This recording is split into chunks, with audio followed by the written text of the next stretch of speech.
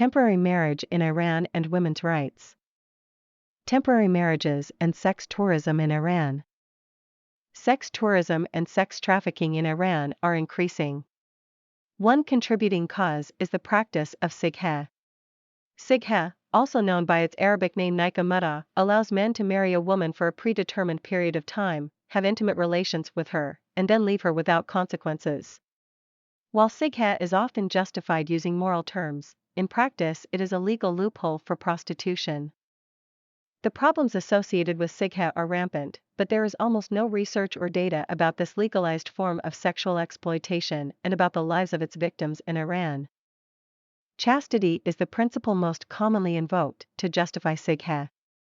The Supreme Council for the Cultural Revolution defined its conception of chastity in an article published on its website. Chastity helps men to prevent lust. Chastity is internal and prevents external behaviors such as illegitimate relationships, illegitimate children, abortion, and street harassment. In fact, observing boundaries in human relationships is called chastity, so that individual feelings and desires, both sexual and non-sexual, do not transcend the boundaries of morality and justice. Some proponents of Sigheh argue that the practice encourages chastity because it ensures that sexual relations occur within the confines of marriage. Another argument is that many men have no other possible source for sexual companionship other than through a paid arrangement. This includes single men, men who travel for extended periods, and those whose wives have long-term illnesses. Sigheh, a religiously sanctioned legalization of prostitution. Sigheh is legal according to Iranian Civil Law Article 1075. Men/boys aged 15 and older and women/girls aged 13 and older can enter into such a relationship. Usually, according to Iranian tradition, virgin girls must obtain permission from their father to marry permanently or temporarily, but according to the Iranian Civil Law Articles 1043 and 1044, girls can obtain permission to become a Sigheh wife by simply identifying their husband to be by name and providing details about their relationship such as the value of the dowry, and proposed length of the marriage. A Sigheh can last for 1 hour, a few days, a few months or longer. The couple can sever this relationship without a legal divorce according to Iranian Civil Law Article 1113. A contract for a Sigheh does not make the man responsible for financially supporting the woman. She has no right to inheritance or similar rights that women have in a permanent marriage. Religious justifications for Sigheh are common. One website cited at least 15 hadiths, sayings of the Prophet, as evidence of the benefits of Sigheh for men, even if they are already married. According to his interpretation of the cited hadiths, Sigheh purifies men of their sins and makes paradise their reward. To form a Sigheh in Iran, a man and a woman must enter into a verbal contract by reciting an Arabic formula that specifies the value of the dowry and the length of the marriage. Before the Islamic Revolution and for many years after, these rites were performed in a mosque by clergy. For the last few years, however, the need for clergy has been obviated by the availability of documentation online. If a man wishes to reserve a hotel room with his temporary wife, he has to show proof of their relationship. Not all hotels in Iran allow men to stay with their Sigheh wives. A hotel reservation. With a Sigheh wife. With a population of 3 million, Mashhad is Iran's second largest city. Largely due to its Sigheh pilgrimage sites, the city attracts about 25 million foreign and domestic tourists each year.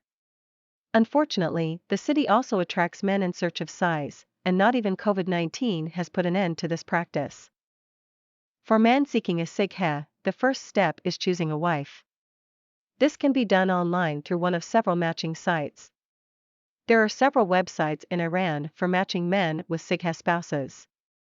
Colonel Ali Niknafez of the Iranian cyber police, FATA, in an interview posted on FATA's official website that there are many websites that provide facilities for matching. They provide services without getting permission for their business, although there are legal websites that provide matching and the paperwork.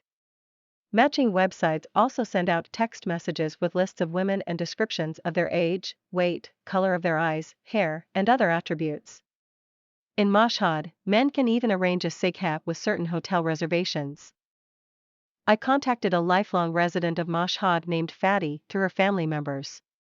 She herself has never been a Sigheh wife, but she was able to speak on the subject, having heard stories from a university classmate. During their trip to Mashhad, men can request to stay at the hotel with their size for 1 hour or more.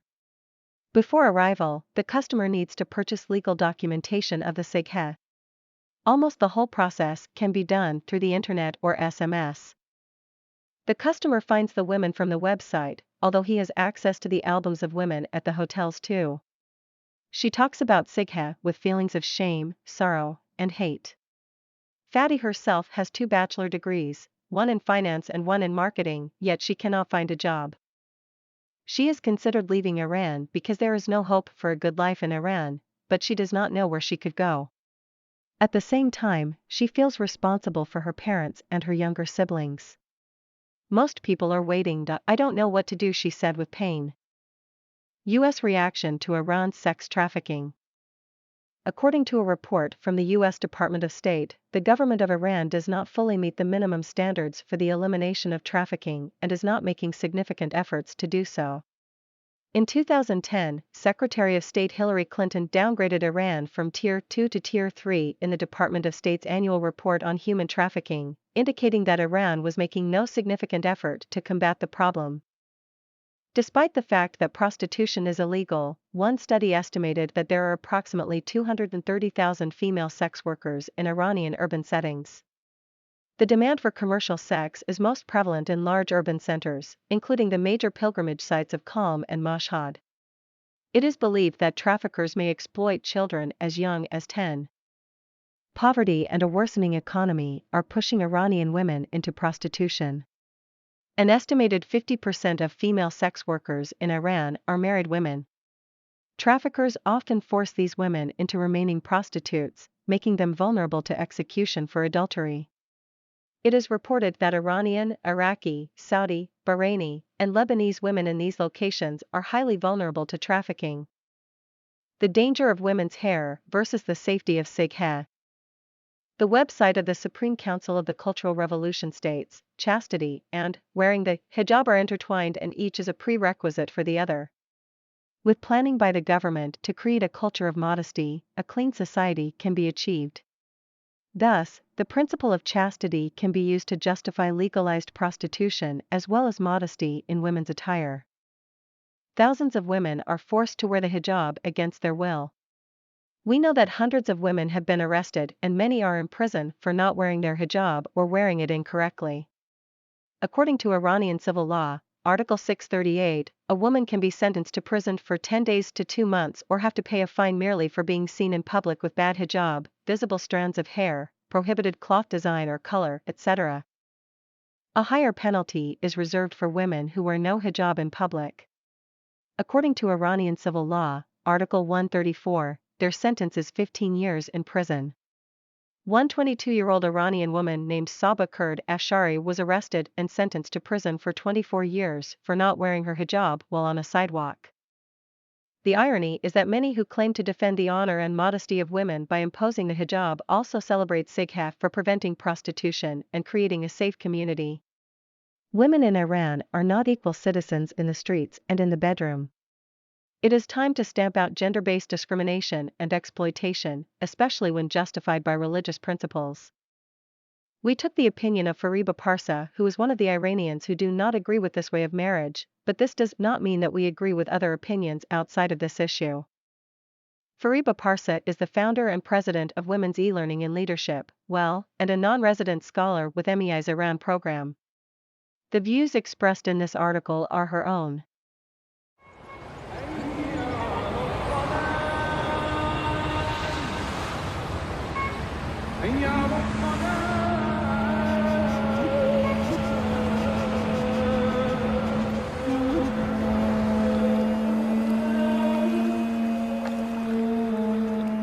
مهمان داری؟ کی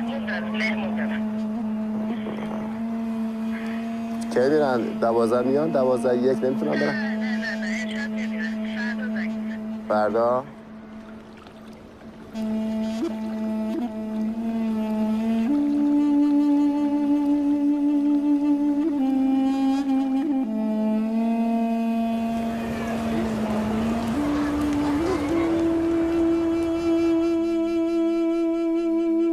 فرمودی فرمودید که به مدت یک سال.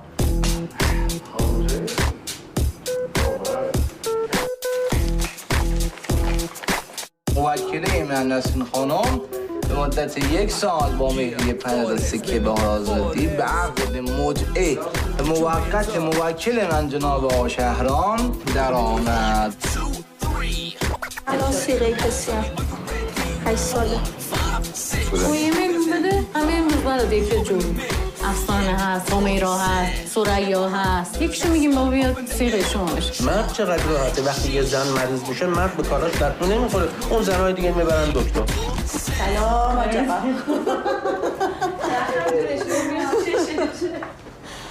نمونه